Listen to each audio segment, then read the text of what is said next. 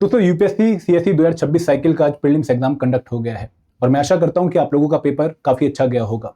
But दोस्तों अगर मैं पेपर का एनालिसिस करूं और एक आपको क्विक इस पर्टिकुलर जो है पेपर की एनालिसिस देना चाहूं कुछ शब्दों में, तो मैं ये कहूंगा कि भाई इस बार पेपर काफी टफ था और काफी लेंथी था।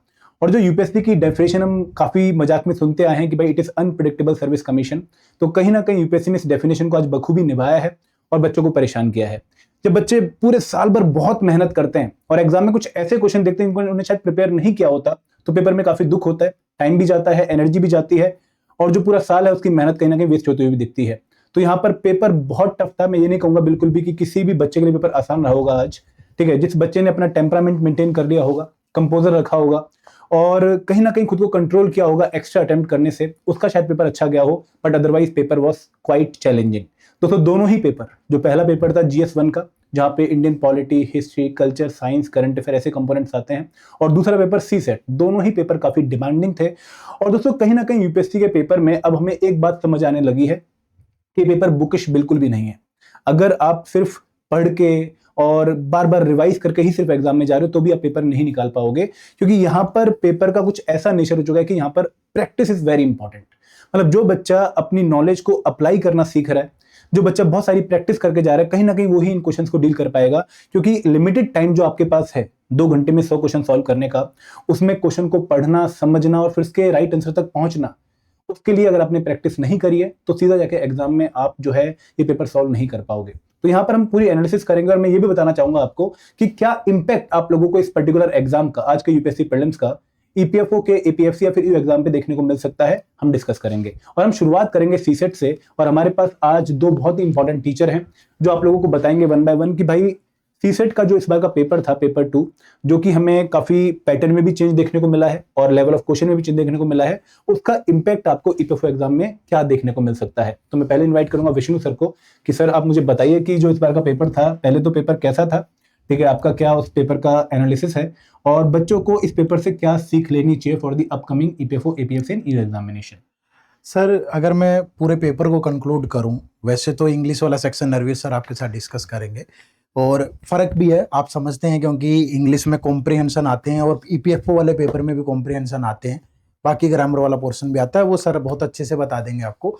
बट अगर क्वांट और रीजनिंग वाले सेक्शन की बात करें तो 80 क्वेश्चंस में से इस बार 21 क्वेश्चन जो हैं आपके रीजनिंग के हैं और 36 जो क्वेश्चन है वो क्वांट के हैं। और रीजनिंग की सबसे पहले बात करूं तो रीजनिंग में जो उसने नई चीज़ इंट्रोड्यूस की है वो है लॉजिकल रीजनिंग। हम देखते थे कि पिछले सालों में, पिछले 4-5 सालों का ट्रेंड जो है वो 10 से 12 क्वेश्चन, 13-14 क्वेश्चन भी रीजनिंग के आ रहे थे, उसमें से 7-8-9 क्वेश्चन डायरेक्टली, जैसे कोई कैलेंडर का क्वेश्चन है, क्यूब कटिंग का कोई सवाल है, कोडिंग डिकोडिंग का कोई डायरेक्ट क्वेश्चन है, इस तरह से चीज़ें मिल रही थी। सिलोगिज्म का एक आध सवाल मिल गया, रैंकिंग का क्वेश्चन मिल गया। बट इस बार उसने क्या किया कि 3-4 क्वेश्चन तो डायरेक्ट है, बट बाकी के जो क्वेश्चन है, स्पेशली 7-8 क्वेश्चन तो लॉजिकल रीजनिंग के हैं। मतलब पूरी स्टेटमेंट देख रखी है और आपका अगर थॉट प्रोसेस वैसा नहीं है जो लॉजिकल हो, अगर आप बायस्ड होकर सोचेंगे तो कभी कर ही ना पाए उन सवालों को। ठीक है, मतलब आपका कॉन्फिडेंस अगर उस एग्जाम में जब आप पर्टिकुलरली बैठे हुए थे तब अच्छा नहीं था तो आप वो सवाल सोच ही नहीं सकते। ठीक है, तो पहली बात, रीजनिंग की थोड़ी वेटेज बढ़ी और क्वेश्चन लॉजिकल रीजनिंग से भी आए जो कि पिछले कुछ सालों से गायब थे। शायद बहुत पहले थोड़ा बहुत सिचुएशन एनालिसिस टाइप चीजें पूछी जा रही थी, तो वो दोबारा से एक एरा वापिस आया। क्वांट की अगर मैं बात करूं तो क्वांट में यूपीएससी का ये पैटर्न सदा से ही रहा है कि वो डायरेक्ट अप्रोच पे सवाल नहीं पूछता है। मतलब कोई ऐसा नहीं मिलेगा कि ये सिंपल इंटरेस्ट का फॉर्मूला है भैया, PRT/100 लगा दो, नहीं। ना कोई ऐसी वो ट्रिक पूछेगा कि ये जो जादू चलता है इंस्टा पे या यूट्यूब पे, वैसा सवाल ये यूपीएससी का नेचर ही नहीं है। और दूसरा, आप इसको कंपेयर ना करें, क्योंकि ईपीएफओ की तैयारी बहुत सारे वो छात्र भी करते हैं जो ऑलरेडी एसएससी दे चुके हैं या दूसरे एग्जाम्स दे चुके हैं, तो उसको इस मैथ को उस मैथ से कंपेयर करने की भूल मत करना। यूपीएससी का एक अपना टेस्ट है, यूपीएससी अपने तरीके से सवाल पूछता है। जैसे आज के अगर मैं 36 जो क्वेश्चन क्वांट के पूछे गए उसको अगर मैं ब्रेक करूं, पहले तो किस टॉपिक से कितने सवाल है, तो नंबर सिस्टम नहीं बोलूंगा मैं, क्योंकि जैसे ही मैं नंबर सिस्टम बोलता हूं ना, लोग इसको कंपेयर कर लेते हैं जो एसएससी में नंबर सिस्टम के सवाल आते हैं, रिमाइंडर निकालना, फला निकालना, ये वैसे वाले सवाल नहीं है भैया। 15 सवाल के आसपास हैं, नंबर्स पे बेस्ड हैं, मतलब आपको प्रैक्टिकली बहुत पेन की घिसाई करनी पड़ेगी। लंबे सवाल हैं, वो वाले नंबर्स के सवाल हैं। एक दो तीन क्वेश्चन डायरेक्ट भी हैं, जैसे यूनिट डिजिट निकालना आता है आपको, या नंबर्स के बारे में थोड़ी इंफॉर्मेशन है तो आप कर पाए, अदरवाइज घिसना पड़ेगा। ठीक है, उसके बाद 4-5 क्वेश्चन ट्रेन्स और टाइम एंड डिस्टेंस के हैं, और वो भी ऐसा नहीं है कि डिस्टेंस कांस्टेंट दिया है तो भाई ऐसे करके लगा लेंगे आप, नहीं। 4% है, किसी की स्पीड कुछ है, किसी की कुछ है। 10 किलोमीटर के बाद पता चला कि इनके बीच में फासला इतना ही है। मतलब अगेन, अगर आप प्रेजेंट नहीं है वहां पे दिमागी तौर पे, तो आप नहीं कर पाते। ठीक है, बाकी HCF LCM के 2-3 सवाल हैं, और खास बात ये है कि जब मैंने किसी से पूछा भैया HCF के कितने सवाल थे, उसने कहा था HCF। समझ रहे हो कि वो क्वेश्चन पढ़ के ये नहीं पता चल रहा है कि इसमें HCF लगेगा, आप सोच के देखो। और उसके बाद फिर मिसलेनियस है, कुछ क्वेश्चन परसेंटेज के हैं, मिक्सचर के हैं, एवरेज के हैं। तो ओवरऑल पेपर बहुत लेंदी है। पेपर प्रैक्टिकल अप्रोच पे, कोई डायरेक्ट फॉर्मूला, कोई डायरेक्ट ट्रिक नहीं है मैथ और रीजनिंग में। और मैं ये इसलिए हिंट दे रहा हूं क्योंकि आपको इसी सेम लेवल पे EPFO के लिए प्रिपेयर करके जाना पड़ेगा, तो उसी नजरिए से आप अपने उस एग्जाम की तैयारी करें। सर मेरा एक क्वेश्चन है आपसे कि EPFO में हमें 15 क्वेश्चन क्वांट और रीजनिंग सेक्शन से देखने को मिलते हैं ऑन एन एवरेज, ठीक है, जहाँ पे क्वांट के क्वेश्चन अराउंड 12 के आसपास होते हैं और 2-3 क्वेश्चन ये आपके रीजनिंग से पूछते हैं। बट अगर इन्होंने CSET एग्जाम में आज रीजनिंग के नंबर ऑफ क्वेश्चन बढ़ा दिए, तो क्या हमें APFC में इसका इम्पैक्ट देखने को मिल सकता है? नहीं सर, पता है क्या है, वहां पे सब्जेक्ट्स बहुत सारे हैं, तो उसके पास जो क्या बोलते हैं उसको, ज्यादा कुछ करने का, नया करने का, अपडेट करने का मौका बहुत है। बिल्कुल, वो दूसरे सब्जेक्ट में मतलब यहाँ पे सिर्फ 3 सब्जेक्ट्स पे आपका CSET का पेपर आ रहा है, तो इन्होंने यहाँ पे चेंज करना था भाई, लेकिन वहाँ पे 14 कंपोनेंट है, तो शायद बिल्कुल। सर एक क्वेश्चन मेरा और है कि जनरली हम कहते हैं कि जो, और मैं एक छोटी सी बात ऐड कर दूं, यहाँ जो 12 क्वेश्चन है ना, इसको भी आप पेपर अगर पिछले वाला देखोगे तो उसमें 4-5 क्वेश्चन वैसे ही है। समझ गया मैं, जैसे CSET टाइप के होते हैं कि एक जैसे सिनेमा हॉल में बैठे हैं, एक टिकट का प्राइस इतना है, सिल्वर का इतना, आप खोल के देखो पेपर। नहीं सर, मैं अगला क्वेश्चन यही पूछ रहा था आपसे कि अगर कोई बच्चा UPSC CSET एग्जाम की भी तैयारी कर रहा था, ठीक है, लेकिन ये पेपर उसका अच्छा नहीं हुआ है, तो इस पर्टिकुलर पोर्शन को डील करने के लिए उसे क्या एक्स्ट्रा करना चाहिए ताकि वो पेपर में कंफर्टेबली EPFO में इसमें परेशान ना हो क्वांट वाली सेक्शन में? सर परेशानी से वो तभी बच पाएगा, पहली चीज तो वो अपना माइंड इस चीज के लिए प्रिपेयर करे कि मुझे प्रैक्टिकली डील करना चाहिए, मतलब बहुत सारी प्रैक्टिस करे बेसिकली। हाँ, प्रैक्टिस करेगा, प्रैक्टिस का मतलब प्रैक्टिस के साथ कंसेप्ट होनी चाहिए दिमाग में और कंसेप्चुअल अंडरस्टैंडिंग। हाँ, ऐसा ना हो कि जैसे मैंने अभी एग्जांपल दिया था कि आप सिंपल इंटरेस्ट का सवाल कर रहे हैं तो PRT बटे 100 से ही होगा। बिल्कुल, बच्चों की जनरली अजम्पशन होती है कि फॉर्मूला आते हैं, फॉर्मूला, हाँ, लेकिन यहाँ पे फॉर्मूला और जो सिनेरियो समझना है वो बहुत जरूरी है, बहुत जरूरी है, क्योंकि आप तभी राइट फॉर्मूला अप्लाई कर पाएंगे जब आप सिनेरियो को समझ पाएंगे, क्वेश्चन की डिमांड को समझ पाएंगे। मतलब पहला ही सवाल ऐसा है, मेरे पास पेपर नहीं है अभी CSET में, कि x और y की जो वैल्यू है वो 1/2 से लेकर के 3 के बीच में है, ठीक है, और x छोटा है y से, अब कितनी वैल्यू सोचोगे? सही बात। और फिर उसमें फिर प्रैक्टिकली सोच के आप रखते जाओगे, और ऐसा भी नहीं है कि कोई डायरेक्ट दिमाग में एकदम से आ गया कि ये चलो ये कर। सर अब मैं एक क्वेश्चन और पूछूंगा आपसे कि अगर कोई बच्चा हमारे मास्टर कोर्स में एनरोल्ड है, तो क्या उसे सॉल्यूशन CSET वाली जो प्रॉब्लम अभी आज राइज हुई है कि पेपर बहुत टफ आ गया, क्या सॉल्यूशन हम प्रोवाइड कर रहे हैं? सर CSET का आपने ही क्वांट पढ़ा है, वहां पर रीजनिंग भी आप ही देख रहे हैं। CSET में क्या है ना सर, कि CSET में अगर 80 सवाल है, आप 27 क्वेश्चन भी सही कराते हैं तो आपको क्वालिफाई हो जाता है। तो CSET के अंदर आज के पेपर में भी ऐसा नहीं है कि वो डुएबल नहीं था, आपको ढूंढने थे क्वेश्चन। पार्टनरशिप का सवाल आसान है, एवरेज का सवाल आसान है, परसेंटेज आसान है, कुछ एक आध नंबर्स के क्वेश्चन बहुत आसान है, तो मतलब आप ढूंढ के करते तो आराम से कर जाते। बट यहाँ दिक्कत क्या है ना कि यहाँ आपको सारे मैक्सिमम एक्यूरेसी चाहिए, बिल्कुल, ठीक है, तो इसके लिए हाँ, तो तभी आपको समय रहते पढ़ना पड़ेगा, अच्छा पढ़ना पड़ेगा, आपको अपना कंसेप्चुअली होल्ड बनाना पड़ेगा। और ये ऐसा सब्जेक्ट है कि आप हिस्ट्री पॉलिटी मतलब यार रगड़ के जाओगे ना तो भी 100% UPSC आपको नहीं करने देगा। बट यहाँ ऐसा है कि अगर आप कंसेप्चुअली स्ट्रॉन्ग हैं तो 95% मतलब एक आध क्वेश्चन को छोड़ के, और वो एक आध क्वेश्चन भी ऐसा होगा जो आप जिस बच्चे ने उतना किया हुआ वो कर लेता है, और क्वेश्चन में हम अपने कोर्स में डिमांड को मीट कर रहे हैं। बिल्कुल बिल्कुल, ऐसा कुछ भी नहीं है कहीं भी। और अगर कहीं ऐसा है भी तो जहां भी अभी तो हम इस पेपर को देख रहे हैं पूरा मैच करेंगे और उसको अपडेट करेंगे। सही है सर, सही है। Thank you sir, thank you VD sir, आपने बहुत अच्छे से पूरा पोर्शन एनालाइज करके बताया है।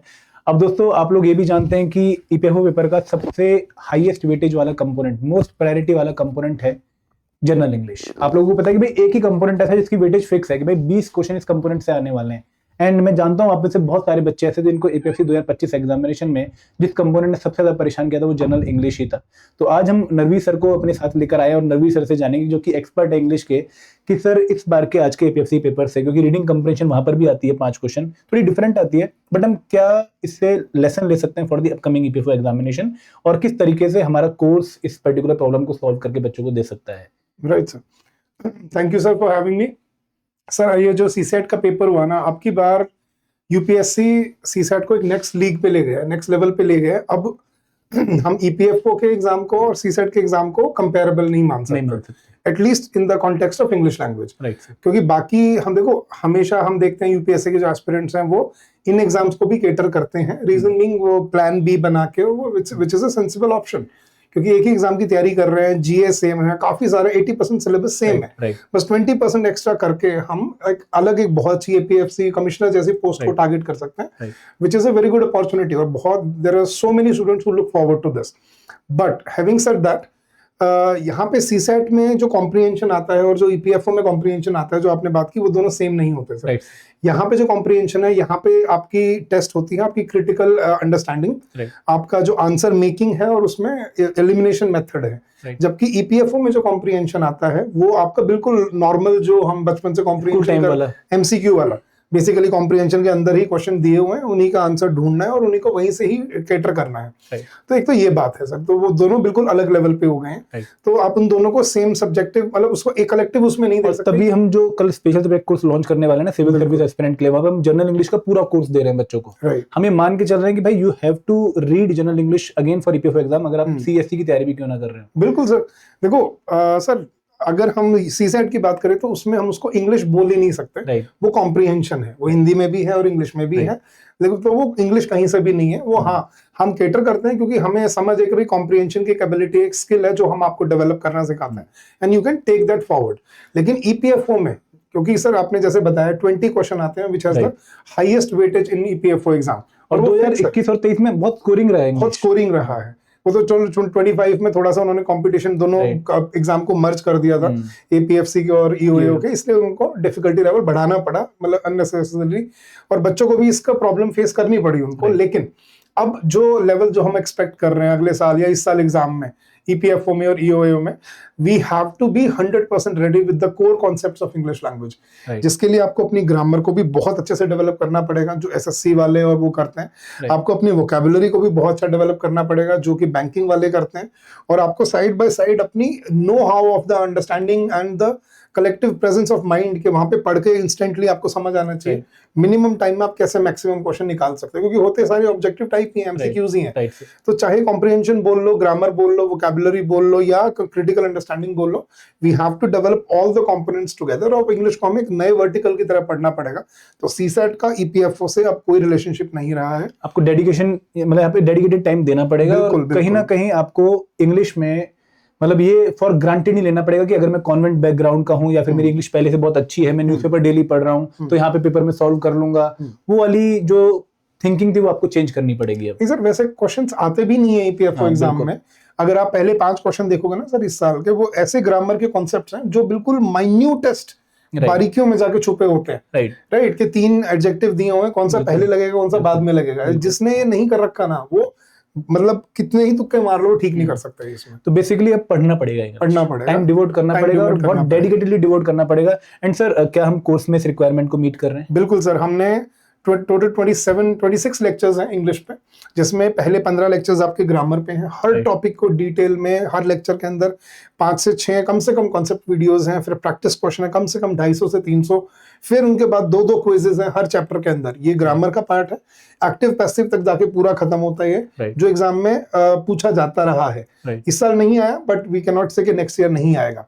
सेकंड फिर वोकैबुलरी आता है, जो आपका idioms and phrases, phrasal verb, complex preposition, synonym, antonym, one word substitution, root words, वो सब दिए है।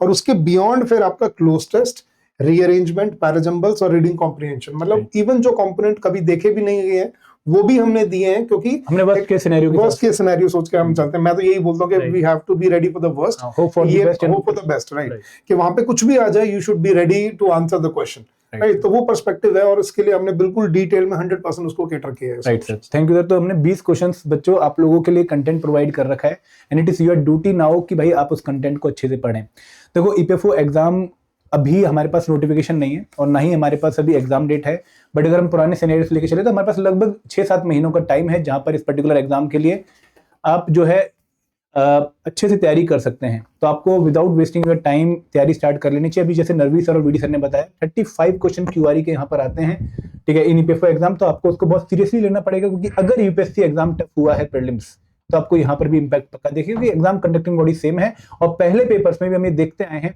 कि जब जब यूपीएससी एग्जाम के पैटर्न को जो है चेंज देखा गया है, वहां पर ईपीएफओ एग्जाम के पैटर्न में भी चेंज देखा गया है।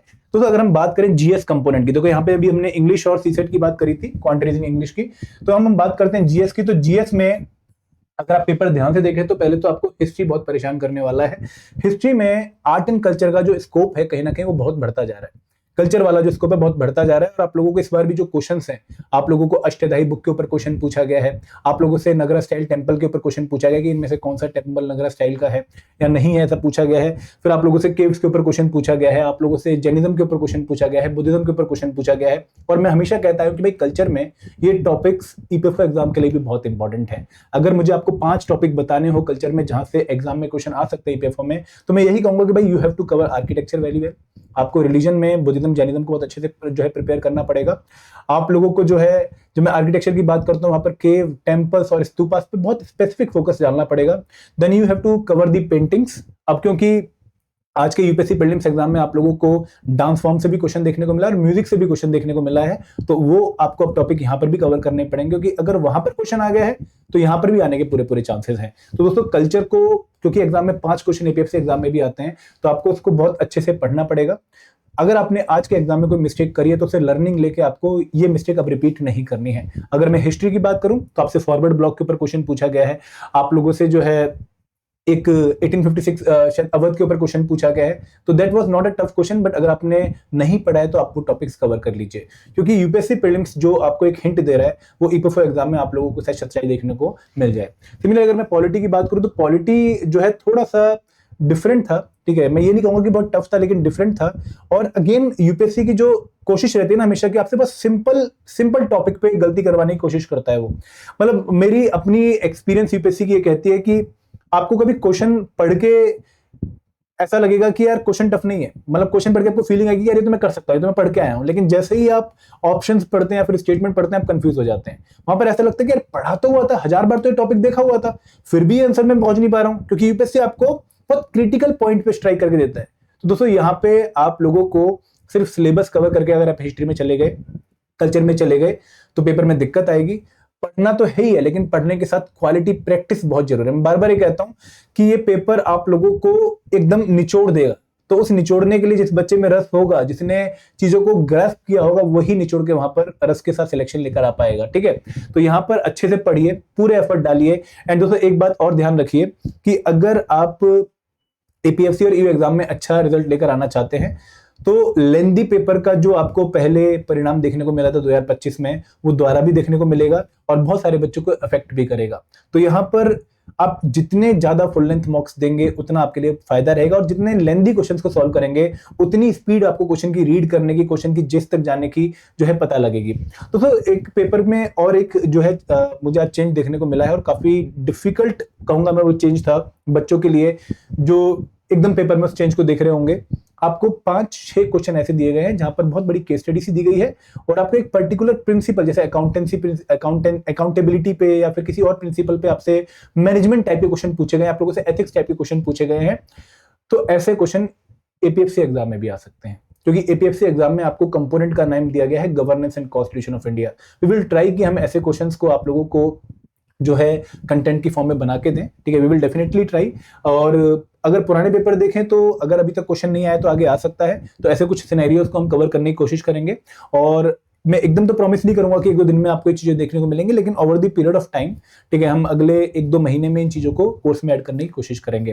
बट दोस्तों आपने अपने एंड पे इसकी प्रैक्टिस अभी से स्टार्ट कर देनी है, क्योंकि यूपीएससी में जो चीजें होती हैं वो कहीं ना कहीं एपीएफसी और एग्जाम में भी आती हैं। अगर मैं साइंस की बात करूं दोस्तों, एक और बहुत इंपॉर्टेंट कंपोनेंट है, और 2025 का जो ईयू एग्जामिनेशन हुआ था, एपीएफसी एग्जामिनेशन हुआ था, एक सिंगल रिक्रूटमेंट टेस्ट, वहां पर आपको साइंस में बेसिक साइंस के साथ साथ कुछ टेक्नोलॉजी बेस्ड क्वेश्चन देखने को मिले थे।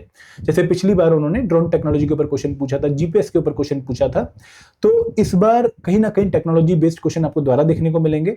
और यूपीएससी प्रीलिम्स के पेपर ने आपको हिंट दिया है कि कौन सी ऐसी टेक्नोलॉजीज हैं जिनके ऊपर यूपीएससी बार बार क्वेश्चन पूछ रहा है और वो ईपीएफओ एग्जाम में दोबारा आ सकती हैं। जैसे लार्ज लैंग्वेज मॉडल्स पे आप क्वेश्चन पूछा गया है, मशीन लर्निंग पे आज क्वेश्चन पूछा गया है, सिमिलरली उन्होंने जेनेटिक मेडिसिन पे एक बार दोबारा क्वेश्चन पूछ लिया है, ठीक है। स्टेल्थ टेक्नोलॉजी के ऊपर क्वेश्चन पूछा गया है, फिर आपसे ब्लैक बॉक्स के रिगार्डिंग क्वेश्चन पूछा गया, क्योंकि अहमदाबाद में एक बहुत मेजर हादसा हुआ था जहाँ पे बहुत सारे लोगों की जान गई थी, तो वो क्योंकि न्यूज में था, तो आप लोगों से ऐसा UPSC aspirant as a civil service aspirant जो है एक्सपेक्ट किया जाता है कि भाई आप ऐसे टॉपिक्स को कवर कर रहे होंगे, एक अंडरस्टैंडिंग डेवलप कर रहे होंगे। तो अगर आप इन टेक्नोलॉजीज को कवर कर रहे हो तो और अच्छे से कवर करना शुरू कर दो, क्योंकि ईपीएफसी और एपीएफसी आईयू एग्जाम में भी ये आने के पूरे चांसेस हैं। हम भी कोशिश करेंगे कि इन टॉपिक्स को हम या तो करंट अफेयर में या फिर साइंस की कुछ वीडियोस बना के कवर करें, ताकि आप लोगों को इनकी जानकारी हो।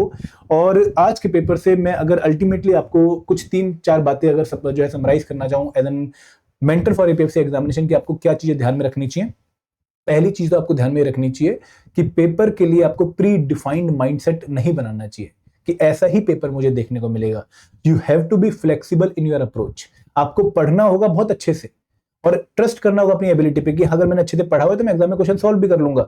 तो यहां पर अगर आप प्री डिफाइंड माइंड से जाएंगे मुझे ऐसा ही पेपर देखने को मिलेगा, तो कहीं ना कहीं फंस जाते हैं आप, जो है पेपर में एकदम जो है एंजाइटी फील करना शुरू कर देते हैं, पेपर में एकदम नर्वस हो जाते हैं। बट अगर आप रिलैक्स होकर जा रहे हैं कि पढ़ा हुआ है, इसको अप्लाई करूंगा जैसा भी क्वेश्चन क्यों ना आए, तो आप कहीं ना कहीं चीजों को डील कर लेते हैं। दूसरी चीज कि भाई पेपर लेंदी होंगे, यहाँ पे तो 2 घंटे में 100 क्वेश्चन है, बच्चों को पेपर लेंदी लग रहा था, आपको तो 120 क्वेश्चन सॉल्व करने हैं 120 मिनट में, तो पेपर नेचुरली आपके लिए बहुत लेंदी रहेगा, आपको प्रैक्टिस करनी ही पड़ेगी। तीसरी बात कि this is not a bookish paper, ना एपीएफसी ईओ बुकिश पेपर आता है और ना यूपीएससी का प्रीलिम्स बुकिश पेपर आता है। यहां पर आपको पढ़ने के बाद चीजों को समझना पड़ेगा। एंड दोस्तों मैं बार बार यही कहता हूं कि कोई कंटेंट आपको एज सच एग्जाम की रिक्वायरमेंट मीट करके नहीं देगा, वो कंटेंट को पढ़ के अप्लाई करने की जो एबिलिटी है आपको खुद ही जनरेट करनी पड़ेगी। अगर आप सिर्फ रट्टा मार के बार बार पढ़ के जा रहे हो, पैसिव रीडिंग करके, रिजल्ट नहीं आएगा। आपको चीजों को सॉल्व करना पड़ेगा, उस कंसेप्ट को बार बार अप्लाई करना पड़ेगा, तब जाकर आप ऐसे क्वेश्चन सॉल्व कर पाओगे, ठीक है। और चौथा पॉइंट जो बहुत इंपॉर्टेंट है कि आपको कहीं ना कहीं अपना टेम्परामेंट डेवलप करना पड़ेगा। अगर मान लो पेपर में चीजें आपके अकॉर्डिंग नहीं हो रही हैं, तो आपको जो चीजें आपके कंट्रोल में है उनको ही अच्छे से सॉल्व करके एग्जाम में अच्छा स्कोर लेकर आना होगा। अगर आप जो नहीं आता उसके पीछे भागते रहोगे तो कहीं ना कहीं आप पेपर में परेशान हो जाओगे।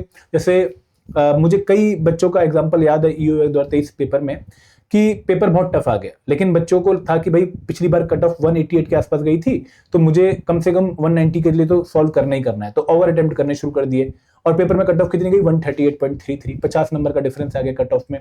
तो जो बच्चा अपना टेम्परामेंट मेंटेन कर रहा है और जो उसे आता है, अपनी स्ट्रेंथ पे खेल रहा है, वो कट ऑफ क्वालिफाई कर लेगा 138.33, क्योंकि उसके नंबर 150 से 160 आ जाएंगे, वो क्वालिफाई कर लेगा। लेकिन जो अपनी एबिलिटी से बाहर जाके और पुराने माइंडसेट को ध्यान में रख के और अटेम्प्ट करता जा रहा है, पेपर में और नीचे चला जाएगा और नेगेटिव मार्किंग आ जाएगी।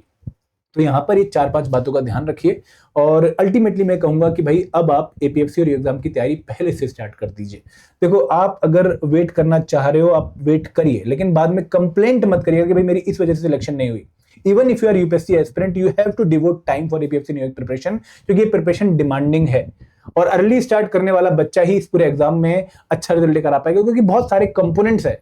प्रीलिम्स एग्जाम में तो आपको 8 कंपोनेंट जीएस 1 में और 3 कंपोनेंट जीएस 2 में देखने को मिलते हैं। यहाँ पे 14 कंपोनेंट्स हैं और उनमें भी कुछ कंपोनेंट ऐसे हैं जो आपने कभी नहीं पढ़े हैं। IR and labour law, accountancy, auditing, insurance. This paper is quite demanding and यहाँ पर आपको अर्ली स्टार्ट करना ही पड़ेगा, आपको मेहनत करनी ही पड़ेगी। वो जो नॉर्मल सा एटीट्यूड है कि बस हो जाएगा, बहुत टाइम पड़ा है, आराम से कर लेंगे, अभी तो मास्टर हल्ला मचा रहा है बट एग्जाम नहीं आने वाला, थोड़ा सा चेंज कर लीजिए, because it's all about your life. ये मेरे या किसी और के लिए नहीं है, ये आपके लिए। और अगर आप मेहनत नहीं करेंगे तो रिजल्ट पॉजिटिव नहीं आएगा और आप इसी एग्जाम साइकिल में फंसते रहेंगे। पेपर टफ ही रहेंगे हमेशा, पेपर अनएक्सपेक्टेड ही रहेंगे हमेशा, पेपर लेंदी ही रहेंगे हमेशा। हमें ही चेंज होना पड़ेगा क्योंकि पेपर में ये चीजें कभी चेंज नहीं होने वाली। तो दोस्तों प्लीज मेहनत करिए और अगर आप एपीएफसी और एग्जाम की ऑलरेडी प्रिपरेशन कर रहे हैं, वेल एंड गुड। लेकिन अगर आप आज प्रिपरेशन स्टार्ट करने के बारे में सोच रहे हैं और एक कोर्स ढूंढ रहे हैं, तो हमने आपके लिए डेडिकेटेड कोर्स लॉन्च कर रखा है। जो है मास्टर कोर्स, आप इस कोर्स में एनरोल कर सकते हैं। एक ट्रायल कोर्स है, पहले आप इसका ट्रायल ले लीजिए ग्रुप में। अगर आपको स्ट्रक्चर, क्वालिटी और कंटेंट कवरेज ठीक लगता है, आप मास्टर कोर्स में आ सकते हैं। और मास्टर कोर्स में हम आपको हर एक कंपोनेंट को यूपीएससी एग्जाम के अच्छे से कवर करवा रहे हैं।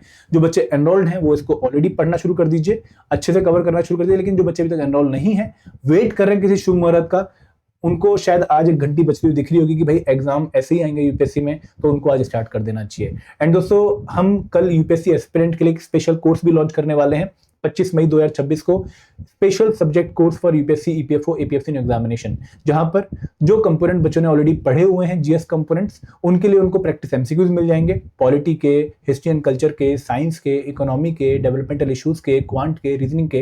लेकिन इनके अलावा जो कंपोनेंट्स उन्होंने कभी भी नहीं पढ़े हैं यूपीएससी प्रिपरेशन में, like IR and labour law, social security, accountancy, ठीक है, auditing, insurance, stat, general English, current affair, उनका उन्हें कंप्लीट कोर्स देखने को मिलेगा, जहां पर वीडियोस भी होंगी, नोट्स भी होंगे एंड क्विज भी होंगे। तो वो भी आपको इसी लिंक पे देखने को मिलेगा। ये लिंक वीडियो के डिस्क्रिप्शन में दिया गया है। तो दोस्तों, आज एक टफ दिन था, आई होप आपका पेपर अच्छा गया हो। बट अगर अच्छा नहीं किया गया है तो 2-3 दिन जो है आपको अपने आप को रिग्रुप करना चाहिए, एक बार सेल्फ इवैल्यूएशन करनी चाहिए कि भाई कहां पर चीजें गलती हुई हैं, इंट्रोस्पेक्शन करनी चाहिए, और फिर आपको या तो अगले साल की तैयारी में लग जाना चाहिए या फिर आपको इस एग्जाम के प्रिपरेशन में भी आ जाना चाहिए। This is all from my side. Thank you very much. जय हिंद, जय भारत।